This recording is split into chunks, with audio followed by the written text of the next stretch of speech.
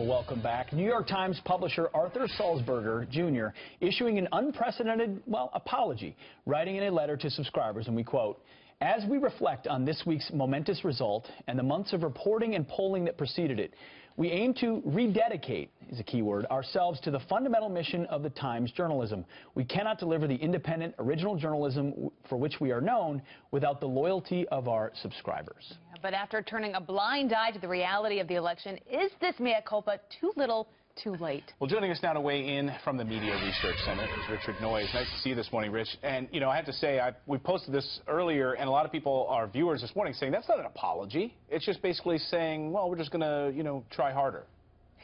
Yeah, you got to admit what you've done wrong if you're going to try to get it right in the future. And I think what the Times did wrong was not just predicting the election wrong, but they tried to influence the election every step of the way with hit piece after hit piece on Donald Trump.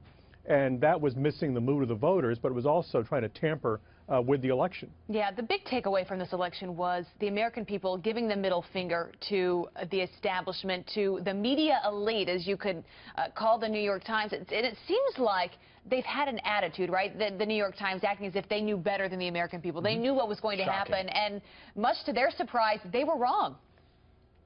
Right. I think they decided on a narrative early on in this election that Donald Trump was unfit, unworthy to be president. Hillary Clinton was the only choice.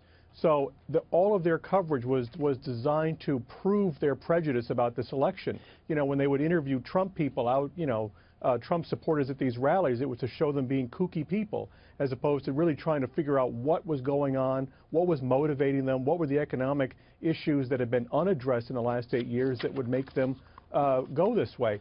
And I think, they just, choosing the conclusion first and then reporting to fill in the gaps is biased reporting, and it made them really miss the political story of the decade. Very much so, and it doesn't count as an apology if in that same letter you say, we thought we were fair throughout the entire election. But you know what they suffer from is their bottom line. They're a business, they've got to make money, and they're not making it. They've been hearing from their readers. Here's a letter from a New York Times reader, Nick Crawford from Plymouth, Michigan. He wrote, "Perhaps the election result would not be such a surprise if your reporting had acknowledged what ordinary Americans care about, rather than pushing the limited agenda of your editors. Please come down from your New York City skyscraper and join the rest of us." I think Nick speaks for a lot of people.